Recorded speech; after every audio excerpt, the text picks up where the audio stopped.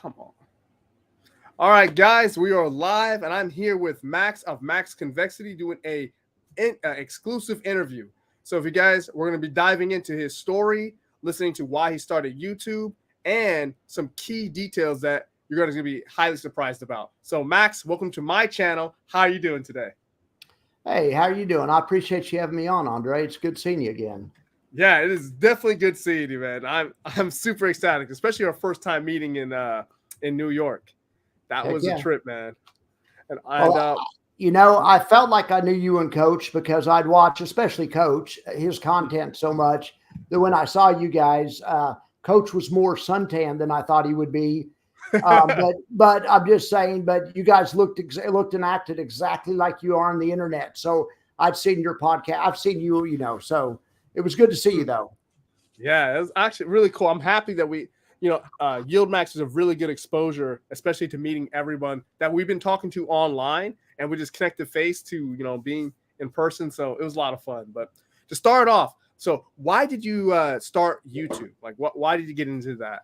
Well, I don't really have a good answer for that. I just got in because I just was watching Retire on Dividends, and he was getting a lot of bad comments and stuff. And I just thought maybe I wanted to contribute I made a video just kind of to respond to some of his bad comments. And I could tell he was a nice guy, and he was getting bum rushed with what I felt were unfair comments. So I jumped in to throw myself on that side. Well, I just intended to do a video or two. I was just doing it kind of for fun. But then I got some nice comments and met people, and then so then it kind of became fun also. So I didn't realize how fun it would be to meet people like you say. Does that also since you're covering like the investment world, how did your beginnings get into investments? Like, how did you start off investing? Well, I was a stockbroker a long time ago, and for 5 years, and I've always been an investor. Hang on just a second. Jackson. No problem. See, Jackson, I told you he would get something. He found a piece. Anyway, but I got it from him. Everything's fine. All right, Jackson, be good.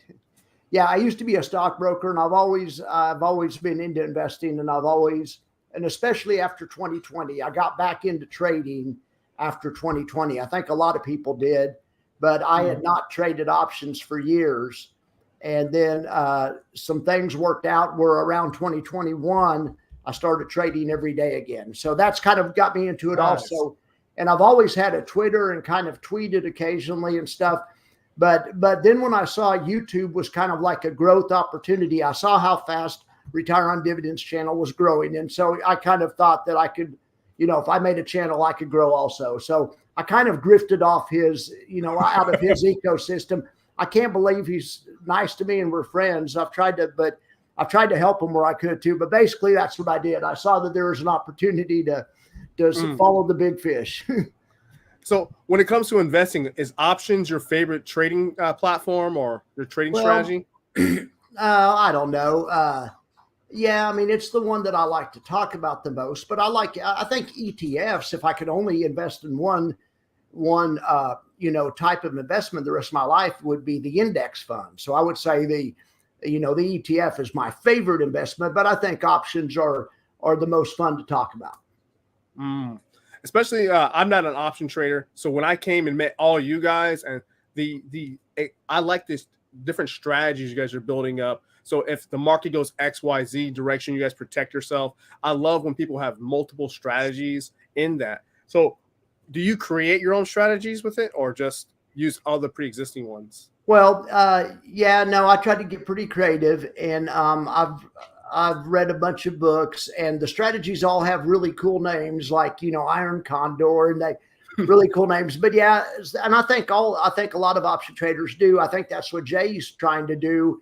Speaking of Jay and Yield Max, or Jay, and when he brings out new funds, these are strategies that Jay has had in his mind that he thinks are good ideas. So yeah, I'm trying to think up, I'm always trying to think up the next new good strategy that's going to work. But I like options, but they aren't the be all and end all. I think that the growth ETF should be at the core of everyone's portfolio. Should be that, but you know what I'm saying? That's my real jam.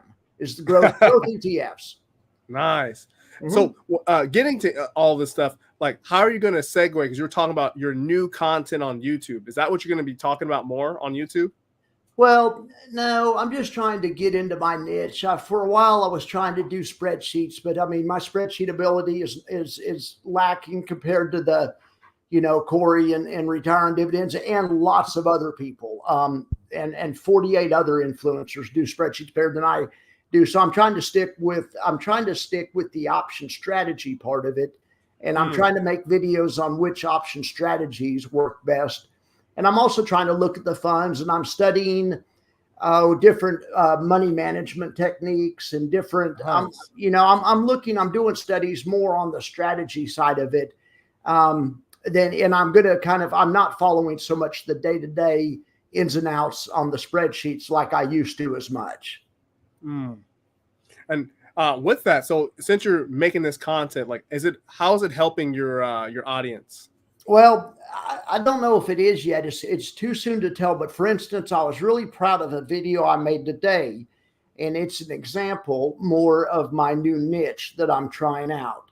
So this is good timing to be on this show. I didn't plan it this way, but this is the way they do it in real life. You come on a show to pump your newest thing. Yeah. But no.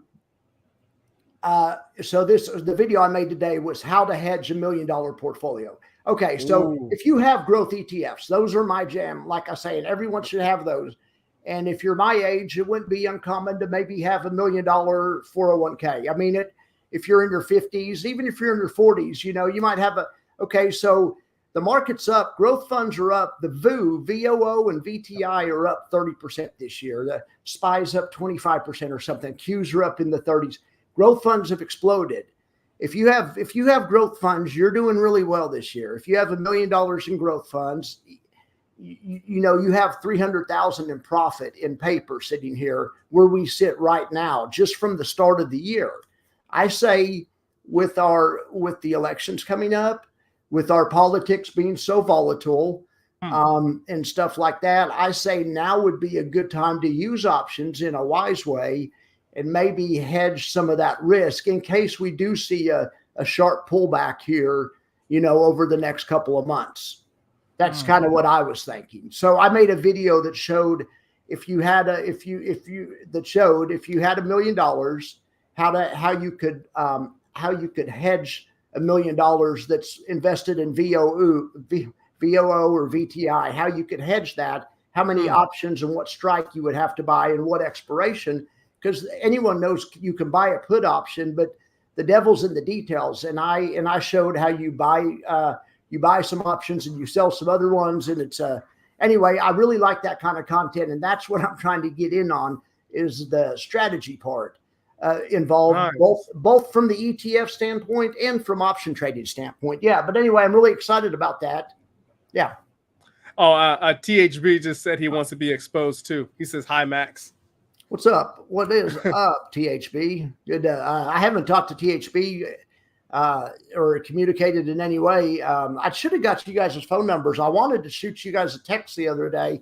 Maybe shoot me your phone number later, THB. But anyway, I had something funny to tell you about New York, and I was going to send you guys a sarcastic text, and I didn't have your number. Anyway, whatever. We'll do it some other time. So when it comes to the go ahead. Oh, I was going to say, yeah, that was a good time in New York. Well, when it comes to the new content, how are you adding politics to it? Because we are in a very political atmosphere this year. Yeah. Well, I'm trying not to. I'm trying to stay away from it as much as possible. But I do think that's going to be, I'm trying to not be political, but I'm also trying, we do live in reality. And in reality, we do have politics, and there are or could be some crazy stuff that happens in the next couple of months that could make the market go crazy. So I think it's a really good time. So when I talk about politics, when I was mentioning this hedge strategy, I just said something really kind of just watch the video, but kind of like I didn't really commit to one side or the other. I said, something about how we're being ruled by a class of geriatric billionaires and semi-billionaires that refuse to relinquish power or something like that, or refuse to relinquish power willingly. So I do think that coming up into the October, November timeframe, it could turn into a little bit of a cluster and the markets could pull back. So anyway, the video just came out. It's not too late. Right now, whenever the market's at all-time highs or close to all-time highs, it's cheap to buy insurance. You could do it on, but once the market starts dropping, if you wait a couple of weeks and then this starts coming true, then it becomes more expensive to insure the same amount of stock. Anyway, that's the kind of content that I really like to produce. Will you do this on recorded videos or on live videos? Well, sometimes I do lives, but my lives just sometimes go right. So I generally have better results with recorded. Like today, I recorded a 20-minute video. I'm trying to think, but I do that all the time. It may not even be out yet. I've also recorded a follow-up video, but the follow-up video isn't out yet. But yes, I have content on how to hedge $1 million. And I also have a daily show. So I'm going to follow that position. It's a pretty simple position. They're just options that don't expire for 3 months. But anyway, we're going to follow it on a daily basis. And if the market does start dropping, we can see how the position's doing, or if, or whatever. So it's kind of going to be a recurring, recurring deal. Because but then I do think it's timely. I do think that as much as the market, if anyone is up this much, and you have a lot of people have a $2 or $3 million portfolio in growth. And you're looking at $1 million of paper wealth that has been created this year. That's a gift. Don't look the gift horse in the mouth. You can buy $20,000 or $30,000 worth of options, and you can relax the whole rest of the year. You don't have anything to worry about. And that's the kind of content I like to produce, and what I like to do with options to try to solve real world problems. I like that, solving real world problems. And when you're talking about like the portfolio, like what part should a person have? Like they'll have a part of their portfolio for options. What other part of the portfolio outside of like ETFs? Also index funds. Well, I really think your whole portfolio ought to be in ETFs. I mean, 100%. When I'm talking options, sometimes I trade with I have a small account, maybe a $10,000 or $20,000 account, and I'll make trades. I'll buy calls in NVIDIA when it's going up and make trades for fun, but that's not part of my retirement planning. That's for fun. I think with the retirement money, I just say in diversified growth ETFs. However, you can also put it in ETFs that trade options, like the yield max ones. And so you get. I'm not saying there's anything wrong with option income, but I really think probably that a guy would probably have 90% of his wealth most likely in various ETFs of different types, and then also some government bonds, but maybe like 5% in options. Just maybe like I'm in this case, it was my video today. Even in the worst case, it was 3%. It would take 3% of your wealth if you had $1 million account. So it was a $3,000 worth of options. So I'm saying I'm talking a very small amount of options. Options, you just need a little bit to do it. They have a lot of leverage. You can do a lot with the little on options. So I'd say 95% of your portfolio in standard stuff, and only when you're running a hedge or some special strategy might you have a few percent in options. That's my theory. Do you trade options, Andre? No, I'm the only one in the group who doesn't. I was just wondering. Yeah, Coach does. I know, and I gave him some advice, or I told him a trade I like to do. But yeah, I love to talk options. But yeah, I don't think Corey does either. But we're going to get her going. I'm going to teach her and Billy how to do options, and retire on dividends can as well. But yeah, we're an option trading group, I guess. Also, with that, since you're coming out with new content for YouTube, like what is your plans long term for YouTube? Well, I don't really know. I don't. Let me think about that. I don't really have any long term plans. I guess I'm just going to keep doing it as long as it's fun. Yeah, I don't really have any long term plans. I would hope, what I want to do is I'm hoping my channel grows to a channel about your size, 5,000. Is that what you have, about 5? Or about the size of Coaches? Or I'd be fine with THPs. I'm hoping it grows about double where it is now. And I'm hoping to start making 1 or 2 videos a week, maybe more review videos, and kind of chill out on the everyday stuff, in the future. But I mean, I like doing it. I'll keep doing it as long as I keep getting, thumbs up and positive comments. But if we'll see. So I'll keep doing it as long as it's fun, and it won't be fun if all my comments say, "Hey, you suck," and I get bad comments sometimes, and they aren't fun to get. So, but anyway, but I mean, they're fine. It's whatever. But as long as I keep getting, 9 to 1, good to bad, I mean, heck yeah, I'm in. I like it. Nice. So let's segue to the next part. Like, how did you get into Yield Max, into like knowing Jay, getting invited? So let's go down that road. So how did you get okay. So it's I'm fascinated with options, and all the Yield Max funds do options, but some of the influencers weren't explaining how they work right or whatever. And then there was other influencers like Retire on Dividends that were explaining it right, but was just getting bum rushed from all sides. So I just got in. I just mainly got in because of that, angle. But then it's kind of evolved. But then as I've been in, I've decided that I have some more serious goals that I would like to accomplish. So, and then I got in with Jay because Corey introduced me to Jay. And so that's the reason I got that Jay interview. And then Jay invited us to New York. I mean, but that was all due to Corey. That was Corey's doing. I was too shy to email Jay, or I didn't want to bother Jay. Most guys that are as important as Jay or make as much money as him, they're super busy. And even if they're nice guys, I'm not saying rich guys can't be nice.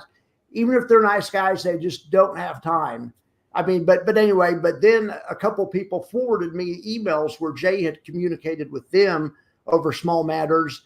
And I could tell by reading the email chain that Jay is the kind of guy that does want to talk with anybody. So then, and Corey gave me Jay's email, and so I said, okay. So I emailed him and said, hey, I'm friends with Corey, and I have a small channel, 2,400 people at that time, or 2,200, something like that. I think I had 2,300, and I exaggerated and said 25, or I don't know. But anyway, I said I have a small channel, and I'd love to get a chance to interview you. And he wrote back, the next day and said, sure, let's do it. So anyway, he's really easy to talk to and stuff. So, yeah. So how was your New York tour? What was your experience of it? Well, it was incredible. I don't even know where to start. It was incredible. It was incredible. So the first part of the trip, somehow I don't know what I was doing. I was packing in the middle of the night. My plane had to leave at 3, and I fell asleep. Anyway, I fell asleep. I wasn't all the way packed. And so I woke up and I was late for my Uber, and I was just throwing stuff into my bag. So I ran out of here. So I get to New York, and I only have so I have to do a lot of shopping the first the first 12 hours I was there. I went and bought stuff, and I'm sorry I didn't get a chance to hang out with you guys more, but anyway, but after that, once I bought a tie and some other stuff, it was super. It was a great experience. I had a blast. Yeah, I had a nephew that lives out there. Remember, I introduced you to a guy that I was with. And I introduced Coach. Anyway, he lives out there, and he went to school out there, and he took me all around New York, and we had a blast. Yeah, it was a blast. I walked all over. I walked through Chinatown. Even before I was with you guys, I already walked around all those places where we went to dinner, but I walked all over town. It was awesome. We had a pizza in Little Italy. I mean, that town is so much fun. I had a blast. Yeah, I hope they do that trip again. I would definitely go. Like, they make the scene either New York or Vegas or anywhere. Like, I would love to meet up all again. That was a blast. I want to do I'm hoping my channel grows. Like I said, I'm hoping my channel grows to maybe 5,000 and over the next year or something. And yes, I would like to have a max meetup somewhere. Maybe in Las Vegas would be good. There's a hedge fund show in Miami that Jay was at last year and spoke at a panel. I don't know if it's open to the public, but yeah, I want to look into maybe having a max meetup somewhere and to meet. I did this kind of the last minute, and I wanted to meet. I have one subscriber from New Jersey that I would have loved to meet, but we just didn't have enough time. to work it out. I wasn't there enough time, but yes, I'm going to try to plan it better and have a Max meetup. Hopefully it's somewhere like New York or maybe Las Vegas, and maybe we can get together again. You live in Las Vegas, right? Yeah. All right. I think that'd be fun. Yeah, do some. I hope that we can, when we have more time, do some street interviews. Like, I thought that would be a really good idea for New York, but our time was kind of not so flexible, because it is amazing the amount of knowledge that people do not know and that they know. Like, some people have no idea what the 401k is, and they're like, "What's retirement?" I thought I have Social Security to handle that, and I'm like, you should definitely look at a 401k. Or yeah, no, they have no idea. You're right. Yeah. That's you're right. So the bigger picture, though, I mean, I am interested in financial literacy. And you remember that panel that we were at in New York, and at the end, they asked Jay what he was really interested in. And he said that options are coming mainstream and just helping people get educated. And also Mike from Tidal was talking about, that it was our job to educate people. So I do think on a higher level, I'm trying to also make sure my channel is more so informative and less so clickbaity. Sometimes I do clickbaity stuff, but I'm trying to I try to fact check myself and make sure I don't do anything too crazy. But anyway, I really like the way my content's going lately. And I made a video a few weeks ago also called True Yield that I really liked. And anyway, I'm trying to make kind of a different kind of video the past few weeks. Like I say, that's more based on strategy. So hopefully everyone likes it. Nice. So let's segue a little bit into the economy, not political economy, just the economy. So what is your forecast for the economy? You see it going up, down, flat? Well, I don't know. I never try to really forecast it. I would just, I don't know. At some point, we're bound to get this recession that everyone's asking, that everyone's calling for. You remember that it was in 2023, it was something like 97% of economists. So this is according to the Wall Street Journal. The Wall Street Journal is not a liberal rag trying to make Biden look bad or something. Typically, they're owned, I believe, by Fox or owned by the same people that controls Fox. So they're more on the kind of right-leaning side, I believe. And they had that story. I just I don't know. What do you think? I mean, what do you think about the economy? So economy-wise, like, I think long-term, I'm a big commodities guy. I think energy is going to go up higher, despite left or right, Democrat, Republican, energy prices will go up. Also, parabolically, gold and silver will basically, since we have this massive inflation, and they're going to basically make the printing machine go even faster, despite who's president. I know they're going to keep spending, and Ukraine or whatever place is going to get more money. So I think the purchasing power will decrease. The overall freedom index, that's why I have my freedom index I've made, is going to lower. So the average American will have less freedom, less purchasing power, energy, and precious metals will go up. So that's my biggest hedge. My whole portfolio, when it comes to stocks, is all in energy right now. So where I was going with that Wall Street Journal thing, I forgot where I was going when I said that, but the Wall Street Journal released a poll last year before 2023 that said the 97% of economists said there'd be a recession in 2023. Well, the QQQs were up like 56%. The NASDAQ was up like 56%. And as you know, it's up like 36% this year in 2024. So obviously those 97% of economists that were calling for the recession that never happened, they were wrong. Doesn't mean they won't be happy. They won't be right sometime. And it probably maybe it's happening pretty soon, maybe, but who knows? What I tried to do is not listen to what the experts say, because it seems like they're always wrong. That was where I was going with that. I'm interested in your view also, because I know that you have a little bit of a less bullish view. You're more into, that we need to own physical assets, because you think you have a less bullish view of paper assets. I would say paper assets, and to me, they are good for like right now we're living a very leveraged in debt economy. This is good if we're in the beginning stages, but right now we're in the later stages of it. And like, just looking at economies around the world, America doesn't do good in this type of environment. That's why to me, we're like repeating 2006, 2007, but on a massive scale. Like the Fed can't save us this time. They already papered over the last COVID, or I'm sorry, I don't want to use that word. they already papered over the last epidemic we had. Yeah. And the Fed can't keep doing this. Like if we go back down to 0% zero rates, it's all it's going to do is bubble up the economy even more. So I think if you're in paper assets or digital assets, you're going to win, but your purchasing power will still decrease. Yeah, no, yeah, I know what you're saying. It's a double-edged sword. It's good news, bad news. If you're in assets, like you're talking about in option strategies, you're in ETFs, you will experience an elevation in wealth. But I think the caveat, eggs might be 40% higher, 50% higher, milk might be double, stuff like that. Yeah, you might not experience a raise in living standard or whatever, standard of living, but you might. Yeah, I'm with you, and that wouldn't surprise me at all. That's probably been going on off and on for years. But I don't know. We did have a pretty good economy. We have had a pretty good for a while. If you think about it, 2007, 8, 9 was bad, but then the recovery from that has been historic. I was talking about how much I like the SPY. You know, the SPY was at $66 at the low in 2009, I believe.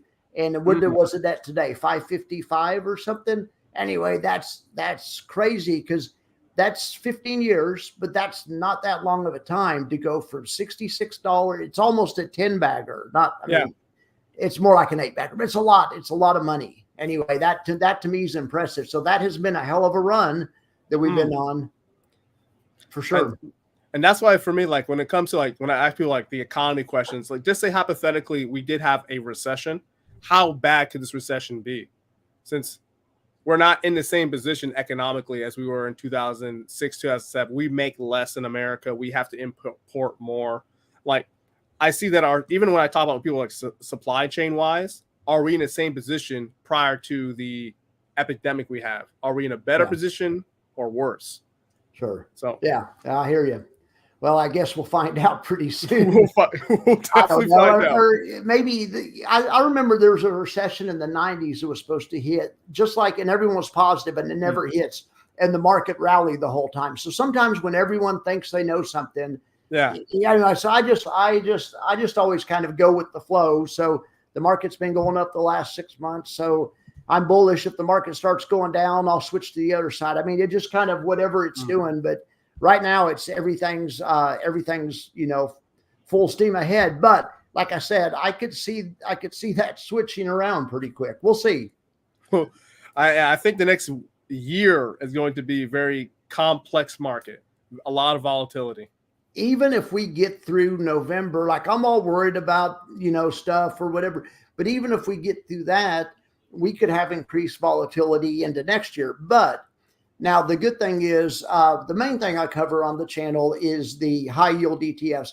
Well, the high yield ETFs, in my opinion, will keep doing well as long as the market is volatile. They monetize the volatility, but it does help when the market goes up also. But I think as long as the market doesn't crash, the high yield ETFs will be good. The ones that were around in 2022.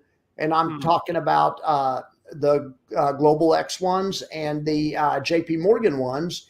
They had great years, and they had high yields, and they actually earned more income, in years like 2022. And I could see us having a year like 2022 again next year for sure.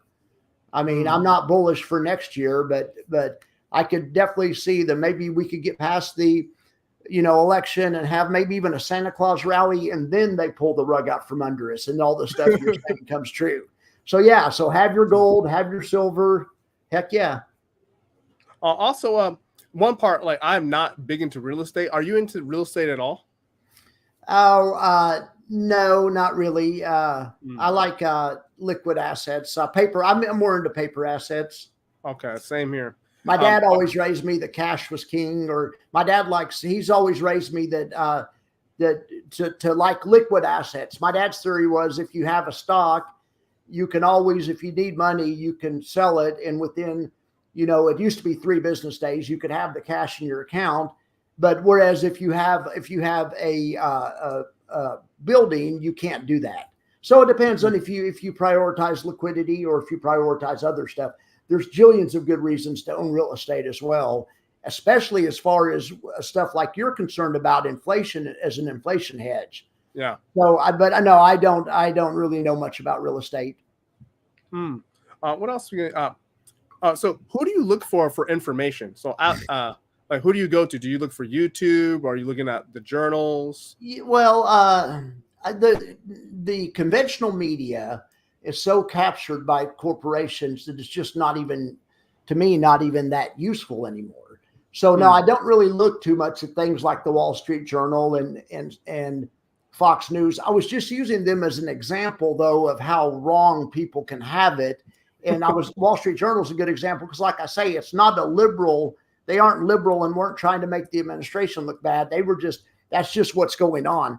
So I just think that's a good example of people just totally missing major economic forecast. But who I use alternative media, but lots of alternative media, just because they're alternative doesn't mean they're accurate. You have to, so, I mean, I kind of pick and choose, but I like a guy a lot, and I told Coach about him, and I think you and I may have spoke about him in New York. By the way, he talks a lot about gold and silver. His name's Mark Moss, and I love Mark Moss. Yes, we watch the same guy. So, and I watch 4 or 5 guys that are like Mark, but I also watch guys kind of on the other end of the spectrum, like Peter Zeihan. So I have 4 or 5 commentators, and but Mark Moss and Peter Zeihan are kind of my go-tos for that kind of stuff. And I have some more. I also have some traders that I watch, but that's more special. What I need to do, I do have some people I really like that I watch every week, and I need to make content about it. Because it's more detailed than I could go into right now. But I do have 3 or 4 people. But I would say right now, Mark Moss is the main one. Yeah, I would say but other than that, I watch a lot of political stuff, and I watch stuff from both sides. But I watch alternative media, so that means I'm going to be watching. I don't know. Joe Rogan. I might be watching. Anyway, I watch more podcasts and stuff. I watch Breaking Points, which is a podcast. So I just watch more alternative media. That's where I get both on politics and on finance. Yeah, I agree. When it comes to like the mainstream media is really, it's kind of like what's that guy? He's always wrong in the market. Kramer? Yeah, Kramer. Yeah. Kramer's always wrong, but whatever he says, do the opposite.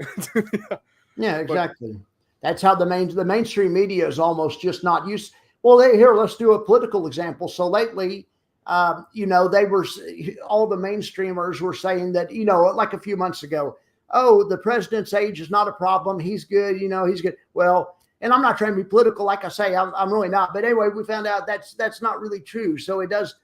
So anyway, so why would the mainstream press lie to us like that? My opinion is because they're captured by corporate, people that pay the bills, and corporations don't like they don't want any kind of controversy. They don't want anyone to challenge the system. So anyway, so I think that's kind of gets us in the shape we're in. Do you agree with that, or? Well, I agree. Like, I don't say it better. When it comes to like the news, maybe a little bit is truth, but their truth is late. So for example, I'm in crypto. So the moment you hear Bitcoin is on the news, you already missed it. It's already gone. It's like it'll go from like 40,000 and like, hey, Bitcoin's on the move. And it's like you're like 2 weeks late. Now it's at like 55,000. Yeah. No, I'm with you. It's good, but I think they use it as a sucker's problem. Like they'll talk about something so they can get exit liquidity for the big guys to exit.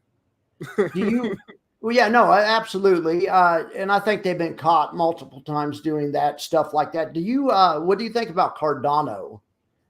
Do you know anything about Cardano? It's a kind of crypto. It's an alternate. It's like Cardano. You never heard of it? A guy named Charles Hotchkiss is the CEO. He's all over Twitter. anyway, it's a cool ecosystem that competes with Ether, or I guess I don't know that much about it. My friends, I have friends that really believe in Cardano. You just said you were into crypto. What do you like? So when it comes to crypto, how I say this, I prefer to trade it more than own it. Okay. I think it is a beautiful class to trade. Like you're talking about 30% moves, 50% moves. These are amazing trades. Long as you pre-position yourself, high spreads, high daily fees. But when it comes to like the actual trust into it, like I like it as a technology, but I know that the aspect of crypto is mainly used to get money. I think the majority of people who are in crypto are not there for technology. They're not there for the innovation. They're just there to get rich as fast as possible. I got you. I'm with you. Okay. So, I was just wondering. I don't. The answer is I don't really know much about it, but I have friends that are younger than me. They're millennials and they love it. And I always overhear stuff. I try, but anyway, I don't really know that much about it. I'd say like there's aspects of it, but on a daily basis, I never hear people like, I bought coffee with my crypto. No, they use their Visa or MasterCard. Yeah. Yeah. No, right. I know what you're saying. But I'll also get into when it comes to people, do you watch Peter Schiff? No, but I've talked about him all the time. I have a friend that watches him and will reference stuff he said all the time. So I know who he is and stuff, but no, I can't tell you. I don't think I've watched him lately. I need to. He's one of the few people I wish I could meet, like have a conversation. It's interesting. When we went to New York, the other YouTubers that came separate of us, the bigger YouTubers, they actually interviewed Mark Moss and also Peter Schiff. I forgot that guy's. Yeah. I try to get their information, but they seem kind of like distant at the same time. Oh, did they? I didn't talk to them. I didn't figure they wanted to talk to me. I mean, but anyway, I guess that was kind of the vibe I got. But I should say that though. Look, that David Lynn, that channel that he has is great. What's it called? The Lynn Report or whatever. But he needs nothing from me or you. No offense, but But anyway, I mean, he's up and going. Hopefully, though, I'll say this though, I would love. Wouldn't that be an ego trip 5 or 10 years down the road if they invited you, Andre, to be on the panel, be one of the influencers, be like what they were. But anyway, that would be a big honor to be invited. But I think it was nice that they asked them to come. And one of the influencers, I had never seen their content before. So, but no, it was a great time. It was crazy because when I actually met them, I'm like, I watch your YouTube videos. He's like, really? I'm like, yeah. Now, my favorite influencer and who I was starstruck by was Adriano. That guy's a star. Yeah. I mean, in the Yield Max world, that guy's, anyway, it was great to meet him because I've been watching his videos as long as I've been watching Rod's, because there was 4 or 5 people that were on the right side of these funds and explained them well the whole time. And he's one of them. Anyway, I was glad that he was there. Coach Coach has been critical at times too, but whatever. But it was an awesome crowd to have a good mix of everyone there. And I've been critical of the Yield Max funds quite a bit, and I've been wrong about the yield, and lots of them have done great. So anyway, it's all good. It's all good. Yeah, Adrian is a cool dude. We actually have a live interview next month together. Adriano's the man. I mean, and like I say, if I was starstruck by anyone, now that other guy, that Adam Taggart, though, he's a badass guy, and I did want to talk to him a little bit, but he came with his wife, and I have seen his content, and I really like him. So, but yeah, I didn't really go up and talk to the other influencers outside of Adriano, and I went straight up to him and introduced myself. I said, "Oh, I'm sure you haven't heard of me. My name's Max Convexity," and of course, he had no idea who I was, and that's fine. But it was an honor to meet him. Yeah, that's a really good experience, especially all the people and I'm so happy they sent us those pictures. The ones from the top of the balcony. Oh yeah, man, those are awesome. Yeah, those are awesome. But I think that it'd be really good if we all do like another interview about this, because once I get Adrian on the podcast, maybe he can come again and we can all talk together as a group. All right, I'm down. That'd be really, really helpful. But yeah, you have anything else you want to cover? Just be looking out for my new content, like my new strategy content. So I'm not emphasizing the daily how much the funds are making or the dividend paying so much, but I'm estimating, or what I'm emphasizing is content that looks, okay, hey, if one investor took this fund and reinvested half back into the parent asset of the fund, and the other investor took the fund and reinvested the whole thing, who would come out ahead? And so I'm trying to cover that kind of stuff more, the strategy and money management, really the money management side, because that's where the key is. These funds work.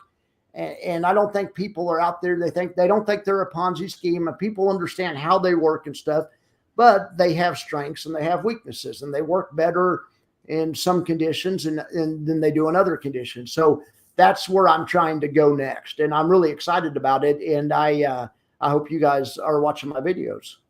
Yeah, we'll definitely check it out, guys. So all his links will be in the bottom of in the description box of this video. Also, the links will be in the first comment, the first pinned comment.